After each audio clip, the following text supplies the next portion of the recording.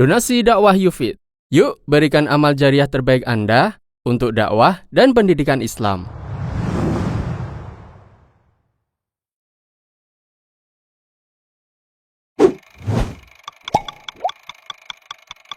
Baik. Jadi orang yang bertobat dan beristighfar kepada Allah Subhanahu wa taala, Allah berikan dia sukses di dunia. Allah mudahkan urusannya. Orang yang sering beristighfar, kalau dia berdakwah insyaallah dimudahkan dakwahnya.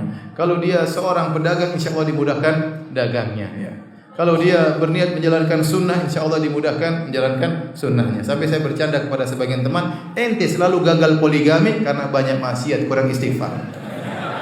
Bercanda ibu-ibu ya enggak? Kalau ente ditolak, astagfirullah, biar diterima. Dan intinya semua problematika ini karena apa? Karena dosa. Antum yakin atau tidak?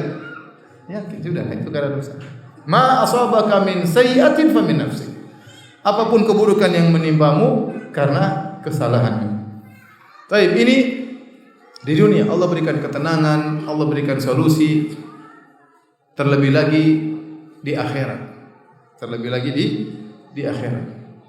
Kalau seorang bertobat kepada Allah Subhanahu wa taala, maka Allah akan ampuni dosa-dosanya sebanyak apapun. Sebanyak apapun, sebanyak ya buih di lautan, sebanyak ya tetesan air hujan, sebanyak jumlah butiran pasir di alam semesta, sebesar bumi ini.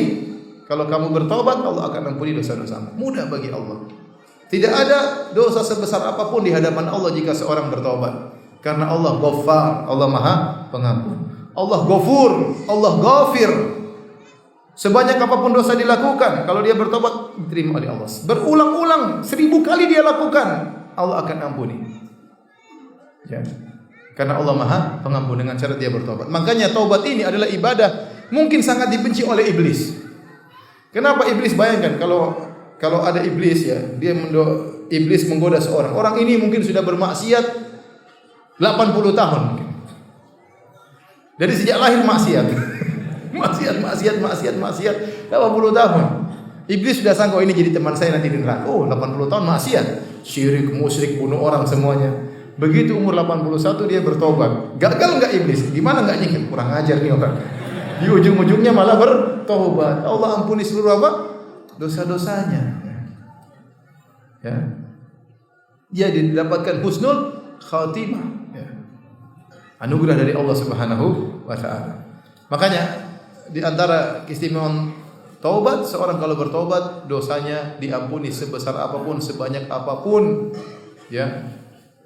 Allah Maha mengampuni. Makanya di antara ayat dalam Al-Qur'an, ya, huwa ahlut taqwa wa ahlul maghfirah. Dia adalah Allah ahlul maghfirah, yang ahli untuk memaafkan. Itulah Allah Subhanahu wa taala. Kalau kita tidak pantas untuk dimaafkan, Allah bisa memaafkan. Yang penting ente minta maaf. Mungkin kita tidak pantas untuk dimaafkan, benar, dosa terlalu banyak, maksiat terlalu berulang-ulang. Maksiat, tobat kembali lagi. Tidak pantas. Kalau kita hukum dunia ini tidak pantas untuk diampuni. Ini kurang ajar. Sudah saya ampuni, ngulangi lagi. Kita kalau punya anak buah nyolong, kita ampuni. Nyolong lagi kira-kira gimana? Kita ampuni? Enggak. Kita panggil polisi. Saya ampuni engkau di penjara. Allah Subhanahu wa taala tidak demikian. Maksiat kembali lagi, tobat. Maksiat lagi, tobat lagi. Tidak pantas untuk diampuni, tetapi Allah huwa ahlut taqwa wa ahlul maghfirah. Allah ahli untuk mengampuni. Ya.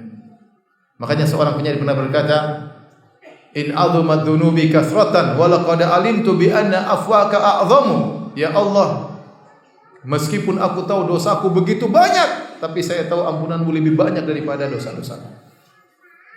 Jadi di antara keistimewaan taubat menghapuskan seluruh dosa-dosa yang telah lalu. At-taibu minadz-dzam kama la dzamba lahu. Seorang yang bertobat dari dosa seperti tidak pernah melakukan dosa. Contoh nyata seperti penyihir Firaun. Antum lihat kisah penyihir Firaun menakjubkan. Mereka kerjaannya tukang sihir. Tukang sihir musyrik atau bukan? Tukang sihir kerjanya bekerja sama dengan setan atau tidak? Iya, kerjaannya begitu. Profesinya cari duitnya jadi penyihir. Puluhan tahun jadi penyihir. Kemudian diundang oleh Firaun. diundang untuk duel sama Nabi Musa alaihissalam. Maka datanglah mereka berbondong-bondong semangat dengan niat yang buruk untuk mengalahkan Nabi Musa. Bahkan mereka mengatakan bi'izzati Fir'aun, demi keperkasaan Fir'aun waktu mereka berduel dengan Nabi Musa. A inna lana la ajran in kunna nahnul ghalibin. Mereka berkata, wahai Fir'aun, kalau kami menang, apakah kami dapat upah? Kata Fir'aun, iya, bahkan kalian akan menjadi minal muqarrabin. Bukan cuma dapat upah, dapat jabatan. Bayangkan betapa semangat para penyihir tersebut. Makanya mereka datang rame-rame, bekerja sama dalam kesyirikan, ya, bersabar menghadapi Nabi Musa. Mereka kumpul rame-rame duel sama Nabi Musa. Bayangkan puluhan tahun kerjaannya penyihir, datang jauh-jauh untuk melawan utusan Allah, untuk berperang melawan Nabi Musa utusan Allah. Bahkan sudah minta jabatan kepada Firaun. Begitu mereka duel, mereka kalah. Fa'ul qiyas saharatu sujada. Mereka langsung sujud. Bayangkan. Kemudian mereka bertobat. Mereka tidak beriman lama. Tidak sampai 1 siang mereka beriman. Dibunuh oleh Fir'aun. Ya. Fir'aun mengatakan, apa kalian beriman sebelum aku izinkan kepada kalian? Aku akan bunuh kalian. Kata mereka, faqdi ma antaqa. Silakan lakukan apa yang engkau hendak lakukan. Innama hadhil hayatud dunya. Kehidupan ini cuma kehidupan apa? Dunia. Kami ingin diampuni oleh Allah Subhanahu wa taala. Mereka meninggal husnul khatimah setelah sekian puluh tahun dalam kesyirikan. Ini yang buat iblis jengkel seperti ini. Waduh, sudah gagal. Sudah selama ini saya goda dia, ternyata di ujungnya dia bertaubat kepada Allah Subhanahu wa taala. Ustaz, kalau gitu saya juga begitu, Ustaz. Ente tengah-tengah maksiat tewas, repot. Berhasil iblis. Berhasil. Ya, saya a'udzubillah, sebagian orang berzina, nantilah saya bertobat, nantilah. Begitu sedang berzina, jantungan terus tewas. Seorang nonton film porno, nantilah saya bertobat habis ini. Lagi 2 seri, 3 seri. Kalau lagi nonton tewas, coba. Masa waliyadzubillah. Tidak sempat bertobat. Kita enggak tahu kapan Allah cabut nyawa kita. Oleh karenanya di antara keistimewaan taubat di akhirat, kalau seorang sudah bertobat, semua dosanya diampuni oleh Allah Subhanahu wa taala sebesar apapun dosa tersebut. Kemudian bukan cuma itu, Allah kasih bonus. Allah berfirman, ya ayyuhalladzina amanu tubu ilallahi taubatan nasuha asa rabbukum ayyukaffira ankum min sayyi'atikum. Wahai orang beriman, bertobatlah kepada Rabb kalian dengan taubat yang nasuha. Niscaya Allah akan mengampuni dosa-dosa kalian. Ini sudah kita bahas tadi, poin pertama. Diampuni dosa-dosa sebesar apapun, sebanyak apapun. Asa rabbukum ayyukaffira ankum min sayyi'atikum. Semoga Allah mengampuni dosa-dosa kalian. Apakah titik? Belum, masih koma. Ternyata Allah kasih bonus. Wa yudkhilakum jannatin tajri min tahtihal anhar. Dan Allah akan masukkan kalian ke dalam surga yang mengalir di bawahnya sungai-sungai. Apakah ada yang lebih baik daripada Allah Subhanahu wa taala? Untuk manusia tidak bisa seperti ini. Apakah ada orang yang pernah Anda bersalah kepadanya, Anda zalimi, Anda pukuli, Anda maki-maki dia, setelah itu untuk Anda bertobat, ya akhi, saya dulu mukul kamu, saya curi barangmu, saya minta maaf. Kemudian dia bilang, iya, saya maafkan engkau, dan ini mobil hadiah buat engkau. Ada yang seperti itu? Tidak ada. Tidak ada. Kebanyakan orang, ya ente memang brengsek, ente memang kurang ajar, tapi sudah maafkan. Ya.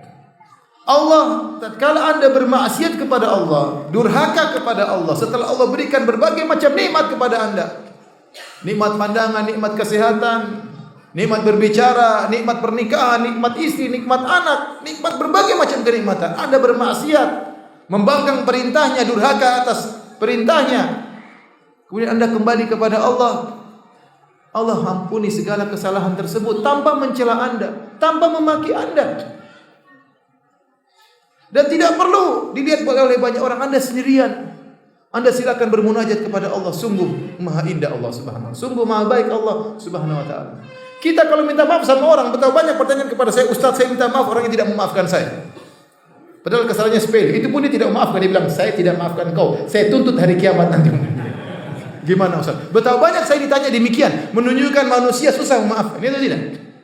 Kesalahannya sepele, padahal bukan bunuh anaknya, bukan nyuri barangnya, enggak, pengen salah ngomong, salah kata-kata, itu pun minta maaf, tidak memaafkan. Kadang kita harus mengemis-ngemis, kadang kita harus merendahkan diri, itu pun tidak dimaafkan. Kalau Allah, ente tinggal bangun malam, Ente curhat kepada Allah. Allah selalu mendengar, Maha mendengar. Ente mau berhenti terserah ente, mau lanjutkan silakan. Tidak usah menyusun kata-kata sebagaimana kita mau ketemu dengan bupati, mau ketemu dengan presiden, susun kata-kata semalam suntuk enggak bisa tidur. Ente ketemu Allah, biarkan mengalir dari hati Anda. Dalam sujud minta ampun kepada Allah. Apakah Allah mencela? Tidak sama sekali. Apakah Allah menghardik? Tiba-tiba datang halilintar. Makanya saya sudah bilang jangan macam-macam. Enggak ada. Enggak ada. Ente tinggal minta maaf, tinggal menangis di depan Allah, semuanya telah selesai. Bukan cuma itu, dikasih bonus surga. Saya bilang tadi tidak ada manusia yang minta maaf sama dia kemudian dia bilang, "Ya, saya maafkan kamu dan ini rumah buat kamu." Tidak ada. Ini cewek cantik buat kamu, apalagi? Ini Allah, ente salah, ente minta maaf, ente diampuni, dikasih surga, dikasih istana, dikasih bidadari. Apalagi yang kurang? Apalagi kurang baiknya Allah Subhanahu wa taala. Maka sungguh benar perkataan Nabi SAW, "Lallahu arhamu bi ibadihi min hadi bi waladiha." Sungguh Allah lebih sayang kepada hambanya daripada seorang ibu terhadap anaknya. Bahkan seorang anak waktu salah sama orang tuanya, sama ibunya, terkadang ibunya tidak memaafkan. Terkadang ibunya marah dulu, terkadang ibunya maki dulu baru memaafkan. Itu ibunya sendiri.